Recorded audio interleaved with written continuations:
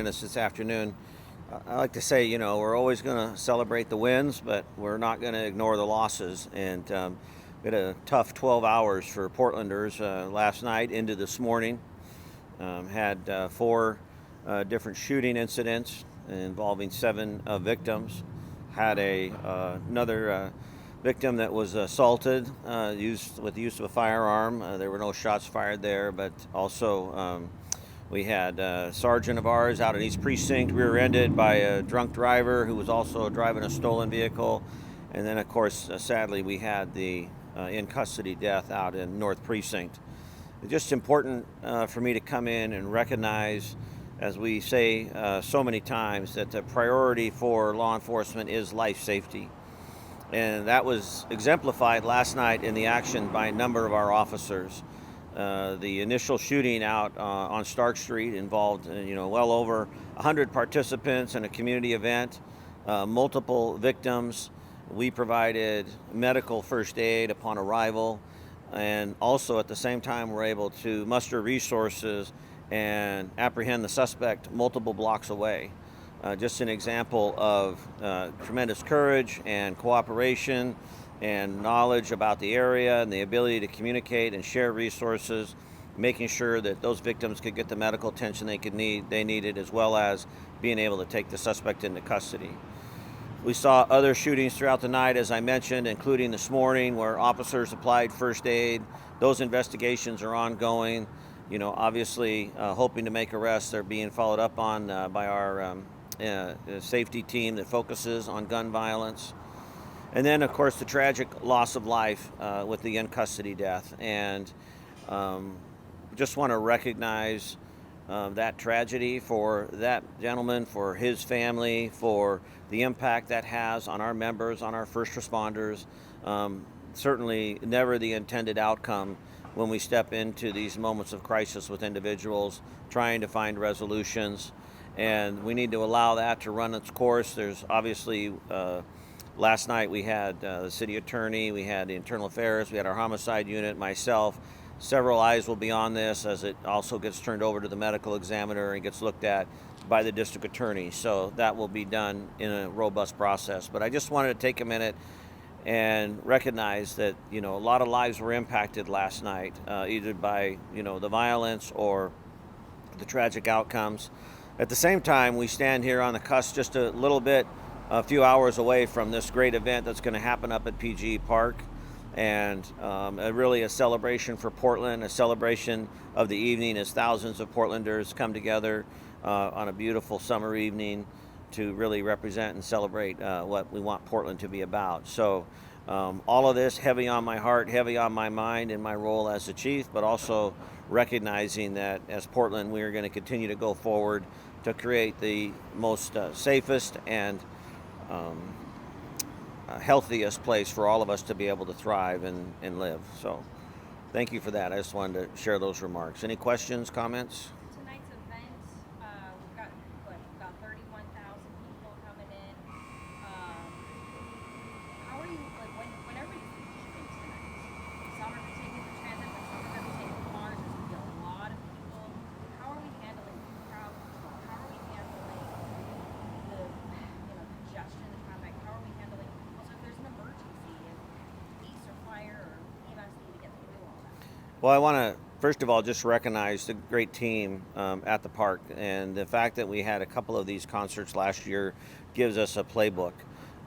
This one is definitely an aggressive opportunity for all of us, and I really appreciate the cooperation and collaboration we've shared with them in developing a proper safety plan. So they have hired a number of Portland police officers. We have command officers that are working tonight. We'll have our mobile precinct up there.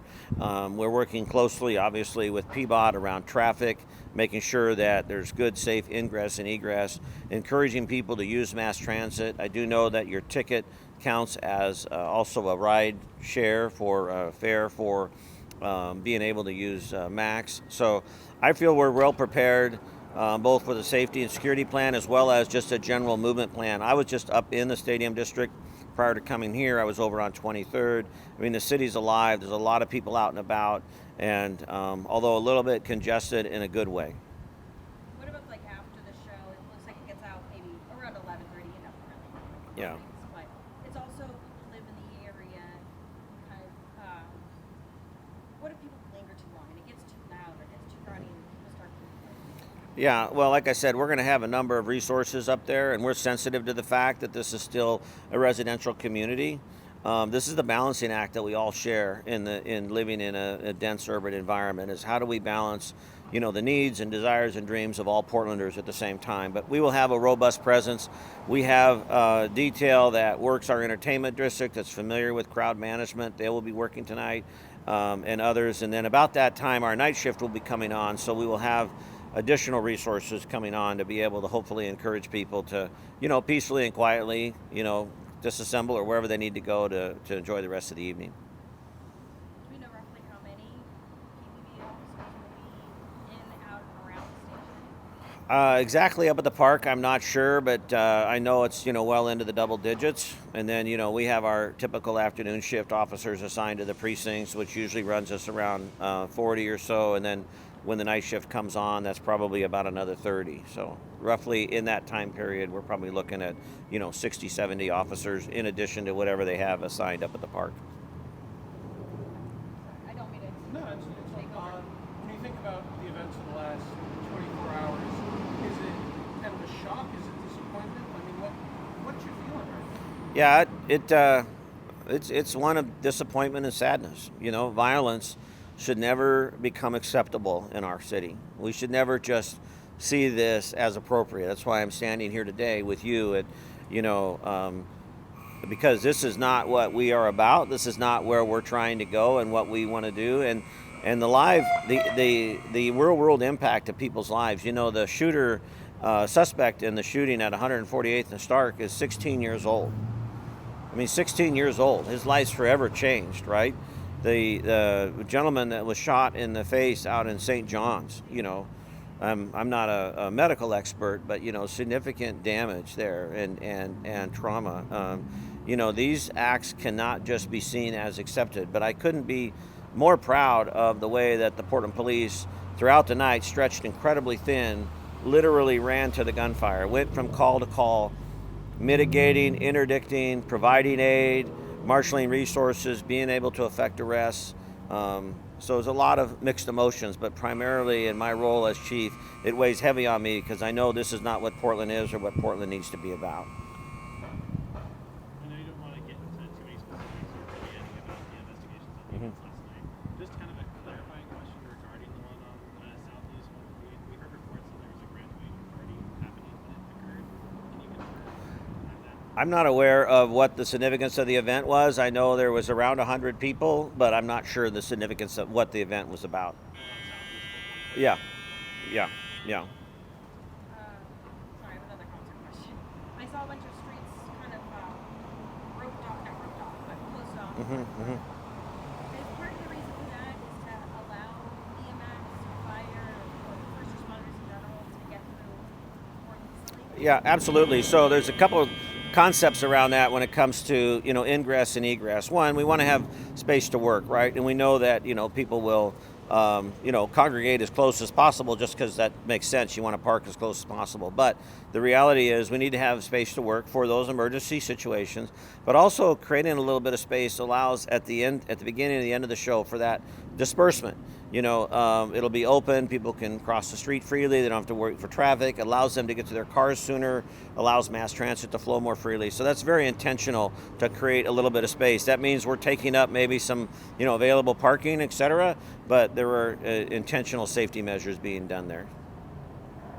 Chief, you had mentioned to me that you were interested in doing a walkthrough of the venue and saying hi to Yeah, I'll be up there this evening. I want to go up and just really better understand what are the security requirements and needs for these events. The park has signaled that they're going to be doing more of these, and I really think they're a great opportunity for the city. So later on this afternoon, I'll go up and spend a little bit of time with the team, and also working, talking to the park responsible owners up there, just to make sure that things are set for a good evening. And I'm sorry, I'm a liar. I have one more question that I promised at the end. You said that, with the previous events from last year, you're coming in here with, some knowledge. What are some lessons learned that you learned last time that you'll be applying this time Yeah, well, some of those are around what we've already talked about, you know, the ingress egress process, right? You know, some of that is in just making sure that we have better, you know, communication with community about how to get there and all of that. And then there are some tactical considerations that I'm not going to go into, but we have increased our awareness around so that we're able to provide the highest level of safety and security for the concert goers.